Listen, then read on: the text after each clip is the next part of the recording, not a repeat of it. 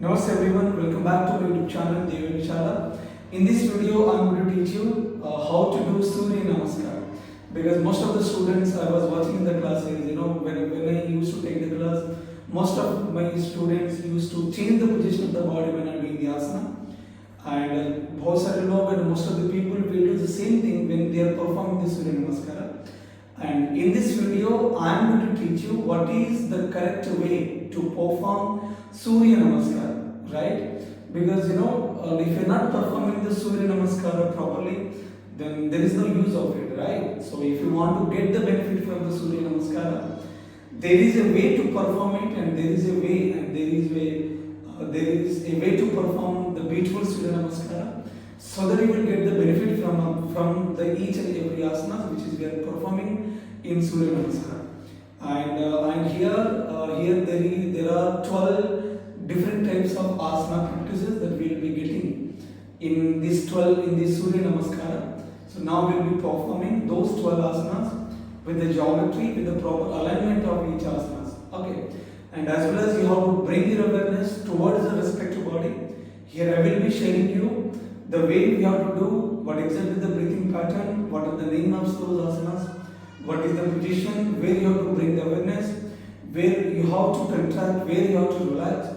Everything I will be covering right from the point 1 to the point 10. Okay. So you please subscribe to my channel if you are new to my channel, and you press the bell icon so you never miss an update. Let's get started. You come in front of the mat. Always you remember, when you are practicing the Surya Namaskara, always you have to come to the front of the mat. Generally, most of the people will come exactly in the center they are practicing. In case there are some people, when they are starting the Surya Namaskar here, by the end of the last asana, they used to stand here. Like there will be some confusion, and these are the common things that everyone will do the same thing when you are in the beginning stage. But if you are aware of the Surya Namaskara positions, then definitely you can follow the proper alignment, the geometry, and the position of the body. So you come in front of the mat. When you are standing on the mat, make sure that you have to distribute your weight properly on your both the foot. Generally, when I saw the most of the people, like they used to shift the weight to the one side, and they are shifting the weight to the other side, they are doing the asana. You please don't do this mistake. When you are standing in Samasthiti, you need to understand that in Samasthiti, you are distributing the weight completely on the foot here. You stand in Samasthiti.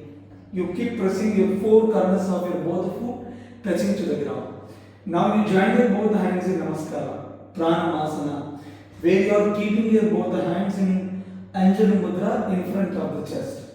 Now this is the first position. Second, as you inhale, when you are doing Pranamasana, you inhale and exhale.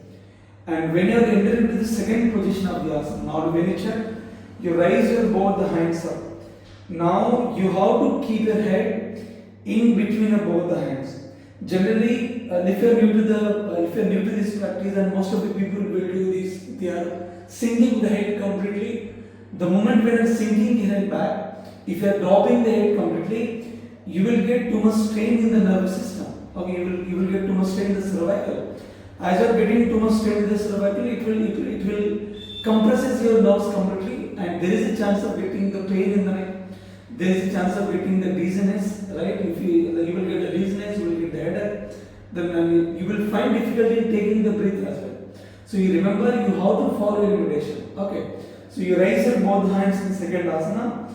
You keep looking front.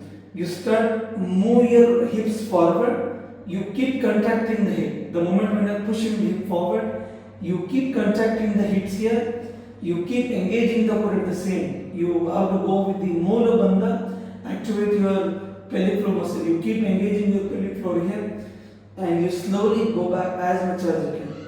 If you are doing this much, is also okay. Okay. You raise your both the hands up.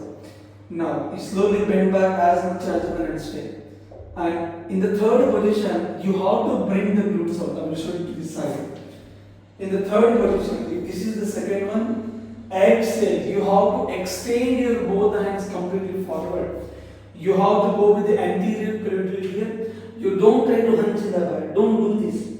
Instead of this, if you are here, you bring bring the glute out, exhale, you bend forward, you lean and place your both hands beside of the chest, beside of your foot. You keep looking up. If you can, you have to bring the chin, but don't try to hunch the back. One thing you need to remember, you can bend the knees, but don't compromise at the back. So you have to keep your back straight. If you are getting too much tightness in the hamstring, you slightly bend the knee and you keep your fingertips on the ground. You keep looking front. If you can slowly go down. Now, if these are the position of the palm, you fix the palm. Okay. Now you bring your one leg back here into the Hastauttanasana. Make sure if you are fixing your both the palms firmly into the ground, the position of your both the palms will remain there. Don't change the position of the palms. Now, when you check here, the leg must be in between your both the hands. You can keep your back toe in the plantar flexion. You keep looking front. Now you have to bring your awareness to the back and quadricep. You have to feel the deeper stretch. You keep looking front. Then we'll go with the fifth asana. Extend your another leg back. You lean forward. Now when you check the position, the heel, knees, the glutes and the shoulders in a same line. Don't try to look up, don't straighten the neck. You simply drop the head and you simply look to the corner of the wall. You keep looking front and straight. You don't try to arch in the back. You don't try to raise the rest up. You keep shifting the weight properly. Distribute your 50% of the weights here. You keep looking front and straight. Then drop the chin, drop the knees, then drop the chest, your chin and the nose, and simply stay in Hastauttanasana. Now you have to make the arch here. Now inhale. It's a kind of you slowly lift your body up. Your palms will remain there. I am not changing the position of the hand. You keep pressing the palm at the same. Roll your shoulder backwards.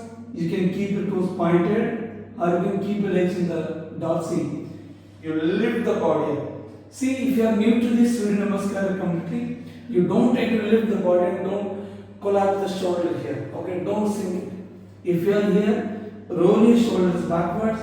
You lift the body and simply can stay. You don't try to push your head harder. If you want to look front, you look front. You very slowly lift your body a little higher. You keep looking front. If you can, then only look up slightly and simply stay. If there is any possibility, if you have very good flexibility, then you can roll your shoulder back, keep elbow straight. You look up and you have to stay there. Now, when this is done, you tuck your both the toes.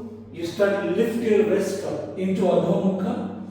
You can step little forward and keep pressing your both foot firmly onto the ground and spread your fingers apart. You move your lower abdomen to the thigh. You engage your both the knees here. Tighten your both the knees.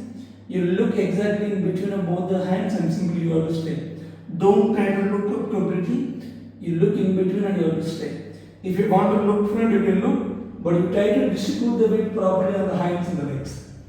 Now you bring your opposite leg front. Now see, my palms are remaining the same. You bring your one leg front, making exactly in the 90 degree here. You don't try to touch your hamstring in the calf. You have to create the 90 degree angle between your calf and the hamstring. You keep looking front here. Keep your jaw pointed. Now bring the other leg front. The 10th asana, you try to make as you look front. If you are able to touch your chin, you will touch.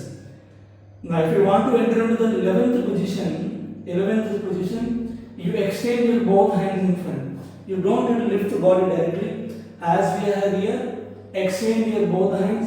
You raise your both hands with the same extension. You keep pressing your hip forward. Join your both hands in Namaskara and slowly come back to Namaskar Siddhi.